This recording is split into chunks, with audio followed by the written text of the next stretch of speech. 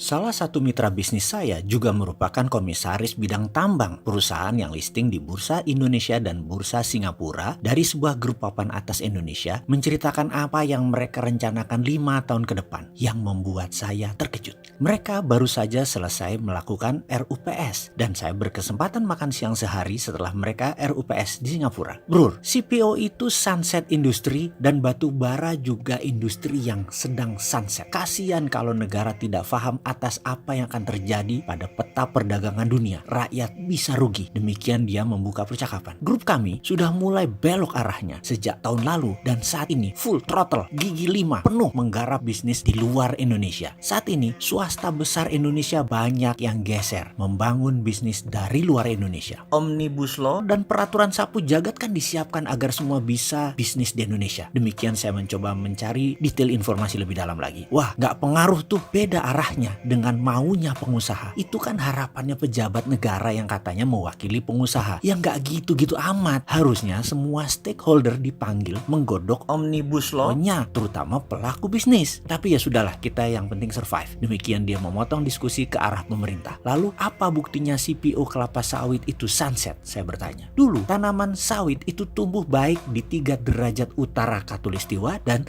3 derajat di selatan Khatulistiwa. Dan Indonesia diuntungkan dengan posisi saat itu. Tetapi sejak 3 tahun lalu, ilmuwan Eropa sudah menemukan ternyata bibit sawit mereka bisa tumbuh baik sampai di 19 derajat utara dan selatan Khatulistiwa. Ya Afrika langsung jadi lahan yang dibangun sawitnya dan Afrika itu lebih dekat dengan Eropa. Karena itu sawit tumbuh pesat bisnisnya di Afrika, tapi tidak di Asia. Jadi pengusaha sawit di Indonesia saat ini itu dua muka. Kayaknya baik-baik dengan sawit di Indonesia, tapi mereka tidak ada mau tanam baru lagi. Tidak ada peremajaan lagi. Ya habis kira-kira 25-30 tahun lagi mereka tutup. Tidak mau bangun pabrik penyulingan baru dan pemerintah harusnya tajam sebenarnya atas apa yang akan terjadi. B20, B100 itu nggak akan jalan baik kalau engine tidak diganti yang cocok untuk bahan bakar bercampur sawit tersebut. Ini harus terintegrasi membangunnya. Indonesia harus punya pabrik manufaktur engine khusus untuk B20 sampai B100. Kalau mesin yang ada saat ini nggak akan banyak impactnya. Demikian dia menjelaskan arah perusahaannya yang memang sedang mengembangkan bisnis di Afrika dan Australia dengan melepas usaha di Indonesia secara perlahan. Yang dilepas adalah tambang batu bara di Sumatera dan di Kalimantan. Tekanan dunia atas climate change dan komunitas pro lingkungan membuat industri batu bara serta pembangkit listrik berbasis batu bara akan sunset. Produk Indonesia kalau di tahun 2025 masih ada kontribusi batu baranya akan dipajaki tinggi dan tidak diambil bahkan karena dianggap tidak lulus green label. Indonesia itu harusnya netral aja deh. Jangan terlalu miring ke Cina. Jadi ditekan terus di mana-mana. Masa sampai saat ini masih belum sadar juga? Main cantik lah. Amerika itu bajingan. Eropa juga sama bajingannya. Tapi lobby-lobby geoekonomi harusnya bisa dilakukan. Kalau tidak swasta kejepit memilih membangun bisnis dari luar Indonesia. Kasihan negara Indonesia nggak dapat apa-apa dari pajaknya.